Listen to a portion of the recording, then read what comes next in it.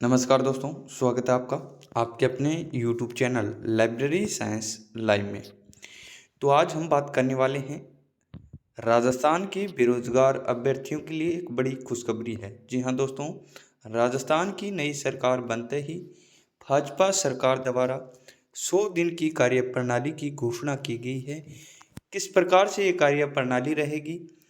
शिक्षा विभाग में नई भर्तियां 2024 में आने वाली है। इनमें से जो मुख्य वैकेंसीज है उनकी बात करें तो आपकी लाइब्रेरियन, रीट, लैब असिस्टेंट, व्याख्याता, वरिष्ठ अध्यापक, पीटीआई और शिक्षा विभाग से संबंधित अन्य जो भर्तियां हैं वो आपकी एक प्रकार से इस 100 दिन की कार्यप्रणाली में जो आपको पता चल जाएगा कि कब तक ये वैकेंसी आपकी आने वाली है, कौन कौन सी वैकेंसी आएगी। तो बेरोजगारों के लिए एक बड़ी खुशखबरी है कि ये कार्यप्रणाली की जो घोषणा है वो नई सरकार के बनते ही की गई है। आपको ये वैकेंसीज क्या है जल्द से जल्द देखने को मिलेगी। आइए बात करते हैं कौन कौन सी ये वैकेंसी है, क्या घोषणा जो है वो की गई है।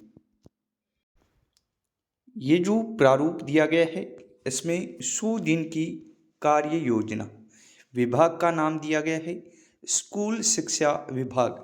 सबसे पहले नंबर 1 में कार्य का विवरण दिया गया है, किस प्रकार का रहेगा। 100 दिन में अर्जित किए जाने वाले लक्ष्य नंबर 2 में दिए गए हैं और 3 नंबर में क्या है, लक्ष्य अर्जित किए जाने की अवधि 30 दिवस, 60 दिवस और 100 दिवस, यानी 30, 60 और 100 तीन प्रकार की जो अवधि है वो दी गई है। 100 दिन में क्या है, सभी जो ये कार्य विवरण दिए गए हैं इनको पूरा करने का जो लक्ष्य है वो इस 100 दिन की जो कार्य प्रणाली है स्कूल शिक्षा विभाग की इसमें रखा गया है। सबसे पहले आपकी कार्य प्रणाली दी गई है। सबसे पहले देख सकते हैं नंबर 1 है शिक्षा विभाग की सभी रिक्तियों को 1 वर्ष के अंदर भरने के लिए संकल्प।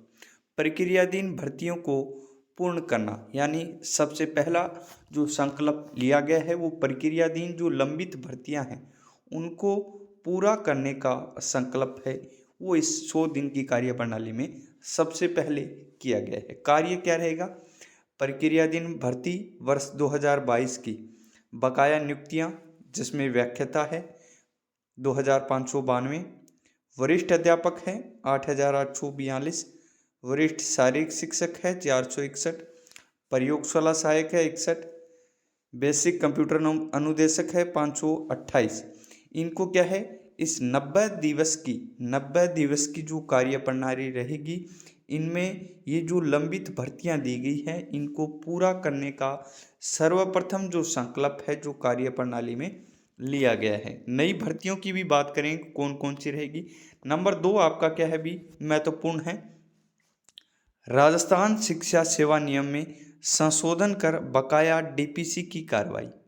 डीपीसी काफ़ी लंबे समय से लंबित है और इनको नंबर 2 में रखा गया है आपके शिक्षा विभाग के अंतर्गत कि ये जो बकाया डीपीसी है ये सबसे पहले क्या है 100 दिन की कार्यप्रणाली में पूर्ण हो। कार्य क्या रहेगा इसमें, 100 दिवस की कार्यप्रणाली है, 100 दिन के अंदर ये कार्यप्रणाली आपको क्या है भी जो विभाग है वो करवाएगा।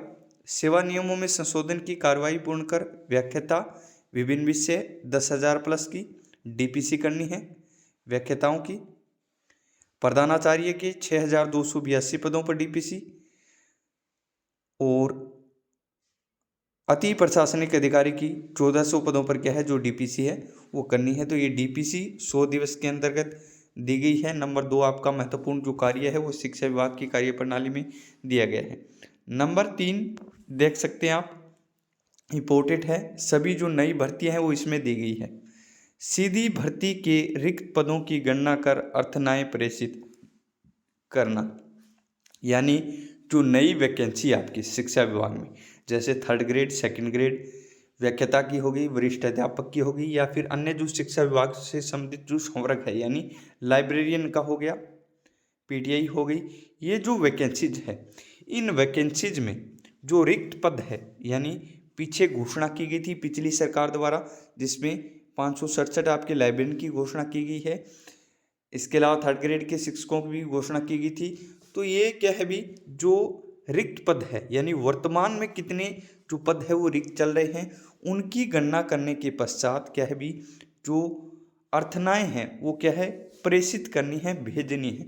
व्याख्याता वरिष्ठ अध्यापक एवं अन्य संवर्गों के सीधी भर्ती के रिक्त पदों की गणना कर अर्थना प्रेषित करनी है। यानी कितने पद वर्तमान में जो रिक्त है वो चल रहे हैं, उनकी गणना करने के पश्चात उनको क्या है भी जो अर्थना है इनकी वो भेजनी है। और ये कार्य प्रणाली आपकी कितनी रहेगी 30 दिवस के अंदर, यानी 30 दिन में कितने रिक्त पद किस विभाग के, शिक्षा विभाग में कौन सी जो संवर्ग है उसमें खाली है, जैसे लाइब्रेरियन के कितने पद वर्तमान में खाली है, थर्ड ग्रेड के कितने पद खाली है, व्याख्याता के, वरिष्ठ अध्यापक के, इन सभी को क्या है भी सूचित करना होगा। 30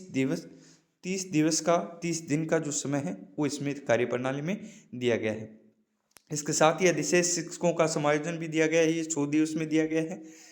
अधिशेष शिक्षकों का समायोजन जो रिक्त पदों को भरना है वो भी साथ में क्या है भी पूछा गया है। तो अब बात करें ये महत्वपूर्ण जो आदेश आपका नंबर 3 दिया गया है, 30 दिवस में जो रिक्त पदों की संख्या है वो आपको क्या है भी जो प्रेषित करनी है गणना करके, यानी कितने वर्तमान में पद रिक्त है। जैसे उदाहरण के तौर पर मान के चलें पिछली सरकार ने जो लाइब्रेरियन के 567 पद जो घोषणा है वो की गई थी, वर्तमान में यदि 600 पद मान के चल रहे हैं भी उदाहरण के तौर पर है, 600 पद यदि रिक्त है तो ये क्या है भी जो अर्थना है ये 600 पदों की है वो वर्तमान में भेजी जाएगी। और नई वैकेंसी में जो पद बढ़ने की वो जो संभावना है वो भी अब क्या है भी बढ़ चुकी है। यानी नई वैकेंसी में आपको क्या है 567 में से ज़्यादा पद क्या है आपको बढ़कर अधिक पद देखने को इसमें मिल सकते हैं, क्योंकि इसमें क्या है भी रिक्त पदों की गणना का जो ब्यौरा है वो मांगा गया है, अर्थनाएँ हैं वो मांगी गई है।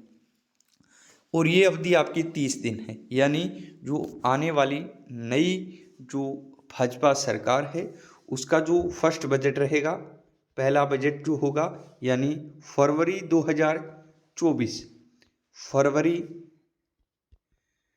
2024 में आपको क्या है भी ये वैकेंसी आपको देखने को मिल सकती है। जनवरी लास्ट में भी इसकी घोषणा हो सकती है, लेकिन लगभग जो तय है वो फरवरी 2024 है, क्योंकि फरवरी में क्या है जो बजट है वो आपका फरवरी 2024 में आएगा।